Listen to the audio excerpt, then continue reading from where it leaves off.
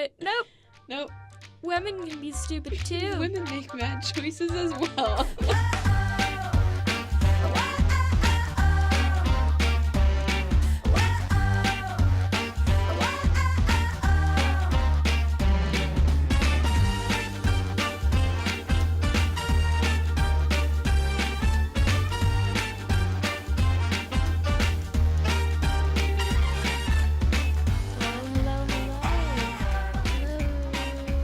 Welcome back to Herstory. Yay.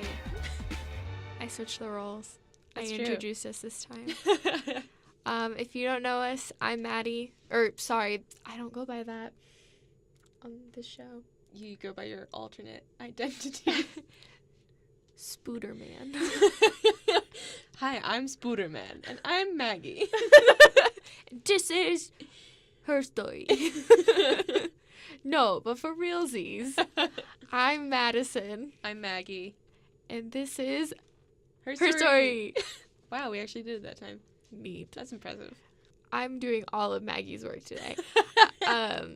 So yeah, this is her story. We talk about little-known women in history. We aren't historians, but we do the research, so you don't have to. Couldn't tell that was snapping of fingers. Anywho, Maggie, Madison. what are we talking about this week? This Who? week- Sorry, not what. Who? This week we'll be talking about Jeannette Rankin, and this is her story.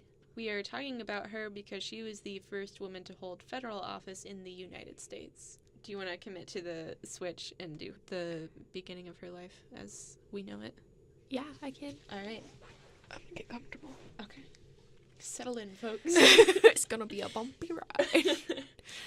So today we're talking about Jeannette Rankin. She was born June 11th, 1880, near Missoula, Montana.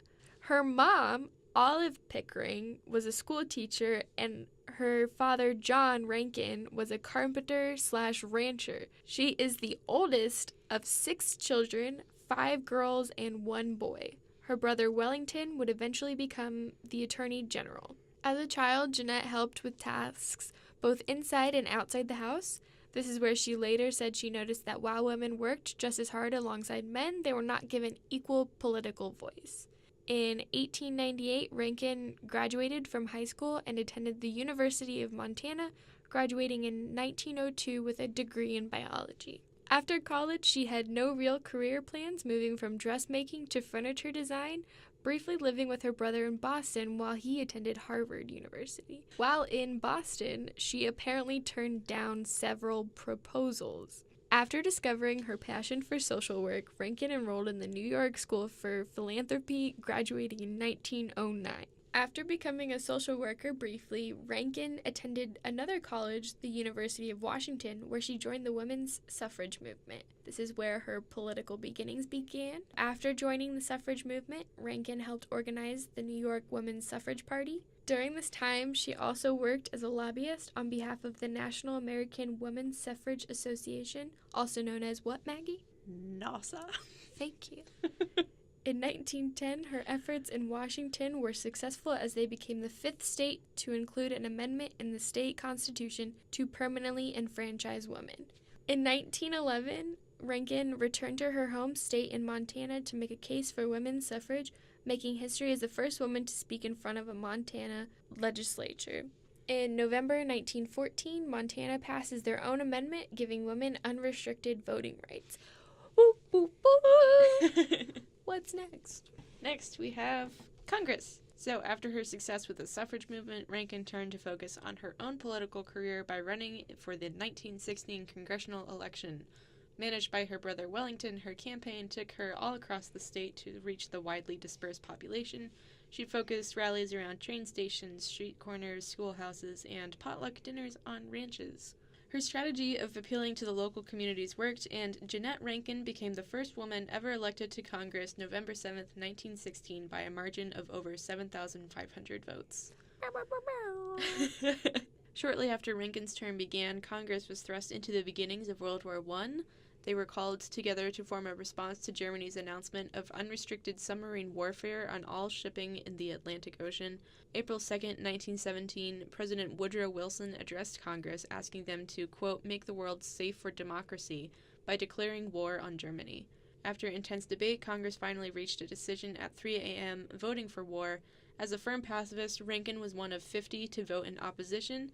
At the time of her decision, she stated, quote, "I wish to stand for my country, but I cannot vote for war." Years later, she would add, "I felt that the first time the first woman had a chance to say no to war, she should say it." Although she was not the only one who voted against war, Rankin did receive the most criticism for her decision. Some criticism came from within the suffragette movement itself, saying that she discredited both the movement and any sense of authority people may have felt she had in Congress. Others disagreed and supported Rankin, including several high-ranking members from within the National Women's Party.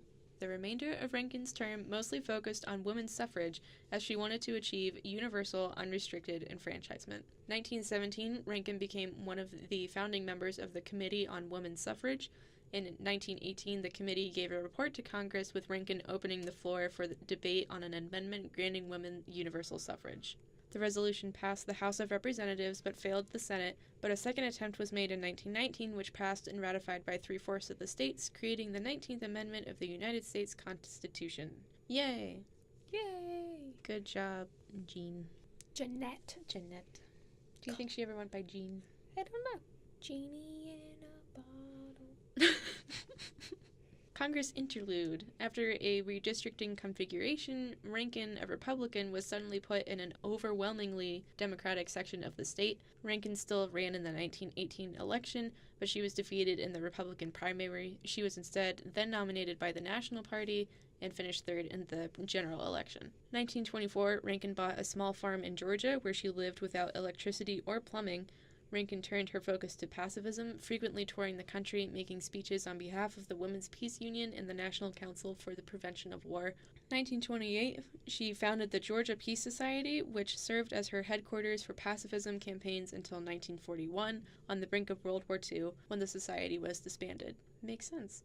Still arguing in front of Congress, Rankin fought for the passage of an amendment outlawing child labor and for the passage of the Shepard-Towner Act, the first social welfare program specifically for women and children. The act was passed, but it was repealed 8 years later. Back to Congress again, but angrier. Dun dun dun. In 1940, at the age of 60, Rankin was again elected to the House of Representatives for Montana, defeating incumbent Jacob Thorkelson. Okay. An apparently outspoken anti-Semite.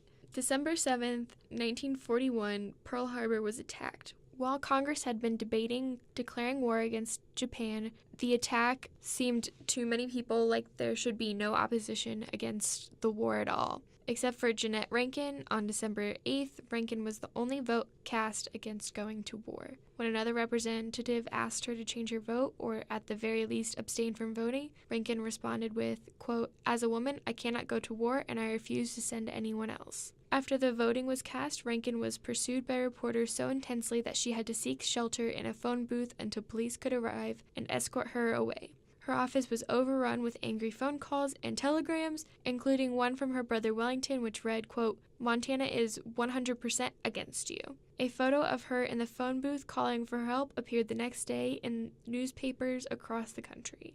One reporter, William Allen White, gave Rankin probably the only positive feedback on her decision, saying, quote, "Probably 100 men in Congress would have liked to do what she did. Not one of them had the courage to do it. The Gazette entirely disagrees with the wisdom of her position, but Lord, it was a brave thing, and its bravery some way discounted its folly. When in 100 years from now, courage, sheer courage, based upon moral indignation, is celebrated in this country, the name of Jeannette Rankin, who stood firm in folly for her faith, will be written in monumental bronze, not for what she did, but for the way she did it." 2 days later, similar votes came up in Congress to declare war against Germany and Italy. Rankin abstained from both, and she did not run for re-election in 1942.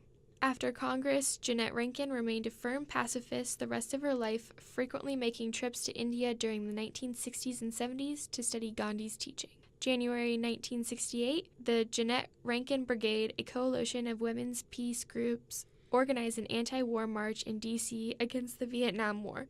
It was the largest march by women since the Women's Suffrage Parade in 1913. At the head of the march was Jeannette Rankin, who led 5,000 women to the steps of the Capitol building to present a peace petition to House Speaker John McCormack. Jeannette Rankin passed away May 18, 1973 at the age of 92 in Carmel, California. She left her estate to help mature unemployed women workers. The Jeannette Rankin Foundation now serves to fund women in their 30s and older to earn a college education. And that's her story.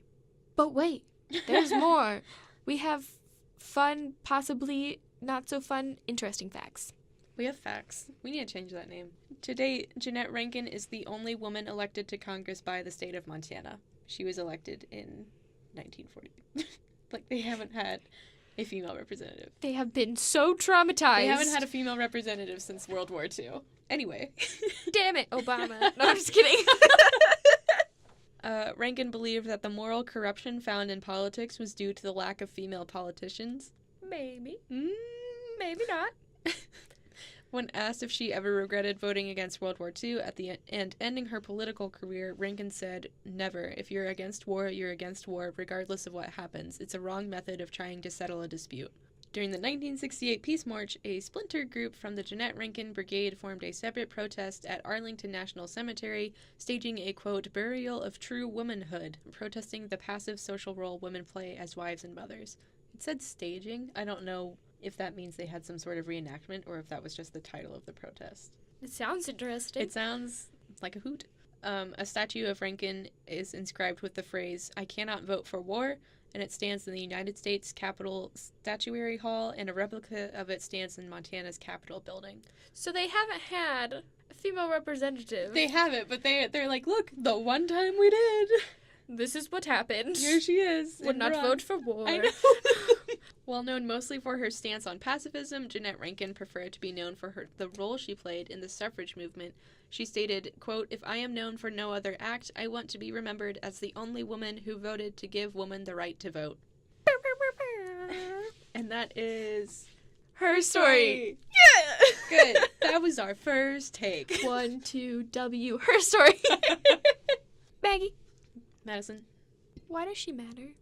Well, remember last episode when you said people should register to vote? Oh, yeah. You know how, like, half the population is women? Yeah. They can do that because of Jeannette Rankin. I can do that because of Jeannette You can do that because of Jeannette Rankin. I did do it. You didn't register to vote? No, I did register. Oh, I voted okay. in the 2016 presidential What? election. No! So, like, she helped us vote. That's kind of a big deal. But why don't people know more about her?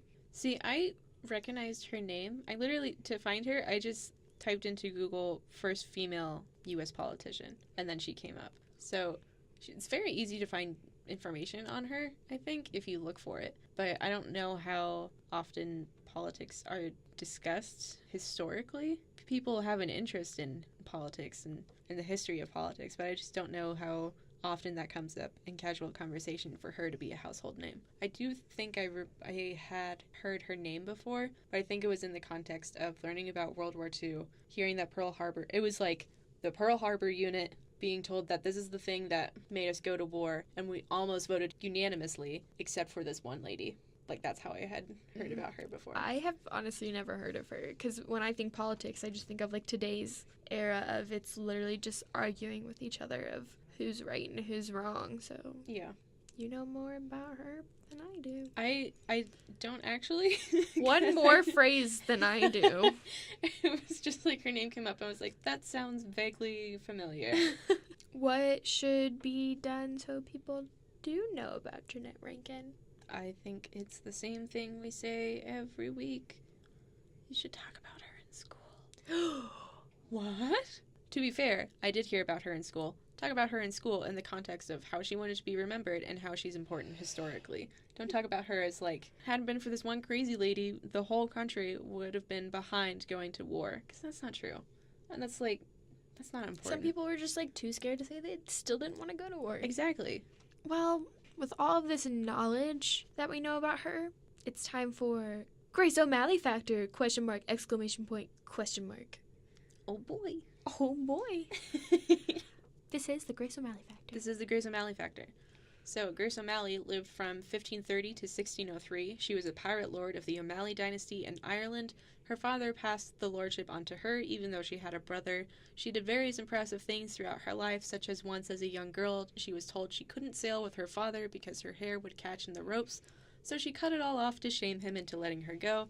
She petitioned Queen Elizabeth I for release of her sons and half-brother from prison and won, but my personal favorite is she married a man named Richard Burke to increase her wealth and political influence in the area, and once he left on a trip, he came back. Grace wouldn't let him in the castle, instead yelling down, "Richard Burke, I dismiss you," and kept his castle for herself, and he could do nothing.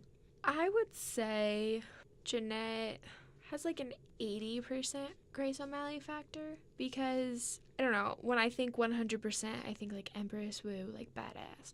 Mm-hmm. But she like helped women vote. Like, she did this amazing thing that we didn't really know too much about, and she was like the one person who stood against war, like stood up against all these men, was like, no, I'm not agreeing to this, and like took a stand for what she believed in. So I would have to say 80%. Is there a reason you wouldn't give her higher than 80%? Or something about her story that's like, close but not quite? I don't know. That's just the first number that popped into my head. I can easily be persuaded though. Maybe 81. Ooh. We're getting there. I'm very picky, and I don't know why. I would say full throttle, 100% yes. Why? Because she did give people the right to vote, and she stood her ground for 2 wars, saying that no, this does not make any sense, we should not go through with this. Granted, World War II has a lot more justification for being involved than World War I did, but I still think it's important that she stood with her morals in the face of hundreds of people in Congress. She was the only one to say no, and to stay with that decision even when they asked her not to. And she never regretted that. She also led a march of thousands of women on Washington, 1968. She was 88. Yeah, at the age of 88, she led 5,000 women to march on Washington to stop another war that no one listened to her not to go to. She's been here for all of these wars, saying, do not do the thing. And then people do the thing. They're like, wow, we shouldn't have done that. I think she's just cool. I've been persuaded. Oh. I'm going to go up to 90. Oh. I don't know. I still can't give... I don't know. I can't commit. That's fair. She did have a couple sayings that was like, she was a pacifist, or she felt so strongly about pacifism because she felt that peace was a woman's issue, that I was like, I don't know about that. And she also ruined it for Montana. Yeah, she was just... Gosh. Too strong. Thanks, Jeannette.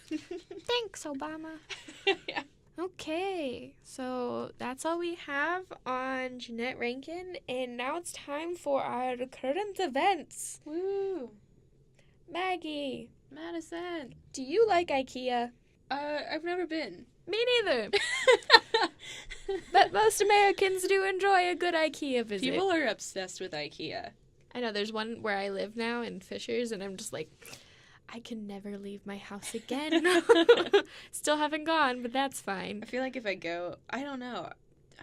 I don't know if I want to get on that bandwagon. I'm afraid I'll buy something. Yeah, that's the thing. It's just like... something that I don't need. Yeah. So the reason why I brought up IKEA was because a French mayor played an April Fool's prank on her, town, saying that an IKEA was coming. But it was an April Fool's joke, and people were definitely not amused, even if it was, too little too late for her apology, because it was, that was going to be 4,000 new jobs. Oh, my God. Wait, did she say that? No, but, if you think about it with, construction, hiring to, actually do it. Right. It says, roughly it would provide 4,000 new jobs in a town of 54,000 people. Oh. So I can see why they're a little sour. Yeah, I thought when you talked about this before we started recording, I thought it was just people must really like IKEA in France. I didn't think about employment opportunities. Yeah, so they were like, no, you suck. And yeah, she got a lot of backlash, and one social media user was also unforgiving on Twitter, saying, quote, "We will all vote for you in the next election. ... April Fools." Dang. And it was a she. the mayor, because Maggie made this slip up. I thought it was a man just because it was a really dumb joke. You would have thunk. Who would have thought? But nope. Nope. Women can be stupid too. Women make bad choices as well. Well, I'm glad I made you all happy because I'm about to make you very, very sad. Why? Because in local news, Love is dead. love is dead. The Tatums are splitting.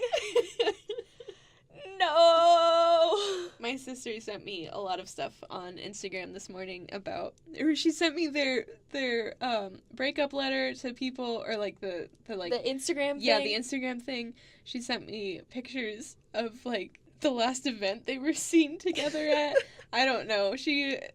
It's hard to tell tone over text, but I feel like she was kidding, not kidding. Poor honey. I know.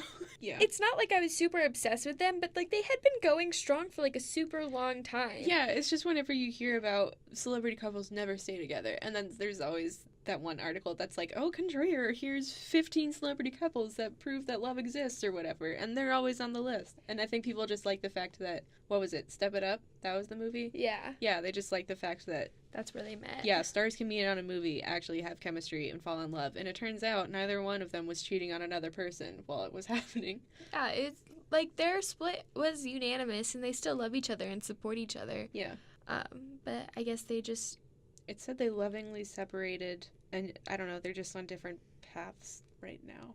Yeah, they just need time to, like, grow, which, I don't know, I feel like I would want to grow with the person that I love. True, but I don't know what kind of growth they're going for. Like an individualistic? I don't know, they've been together for so long that maybe that's just, we need time apart to see who we are outside of a couple or outside of having kids together.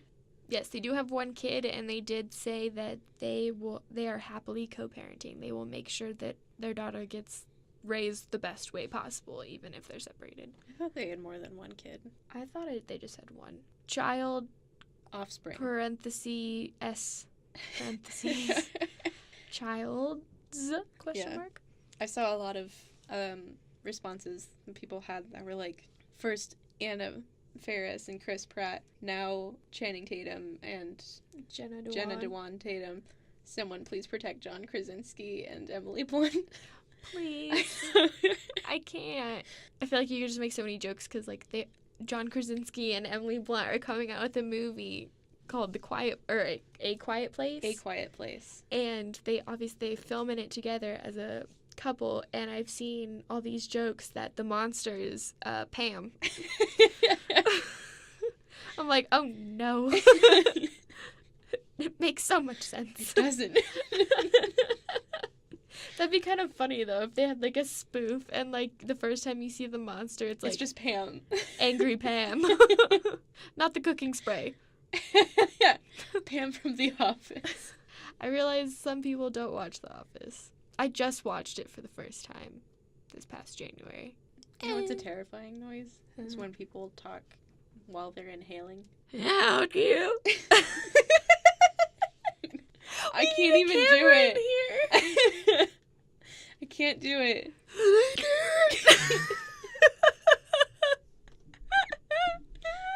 Your poor ears. Sorry. So that is our episode. That is our, I think, yeah, we should stop while we're ahead. We both have Instagrams. I am at Madison Olivia Brandl. I am at maximum_overdrive. Who's the professional one here? Me. Yep. We also have a Twitter at mm_B-side, which is in reference to our radio show, which is on WIOX B-side Sundays at 5. So if you like our soft, sultry voices and want to continue listening more than 30 plus minutes a day. Week. So, and we don't know what we're going to talk about next week, as always. But True. we finally didn't do someone in the media. Yeah. Hey, media's good. Can we do like a psychologist next week or something? Yeah, sure. We can go more sciencey people. Yay! Yay!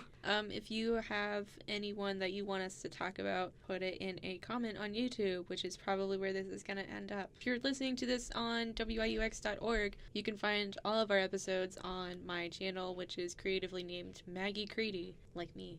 Then leave a comment there or DM us on our Instagrams or on Twitter.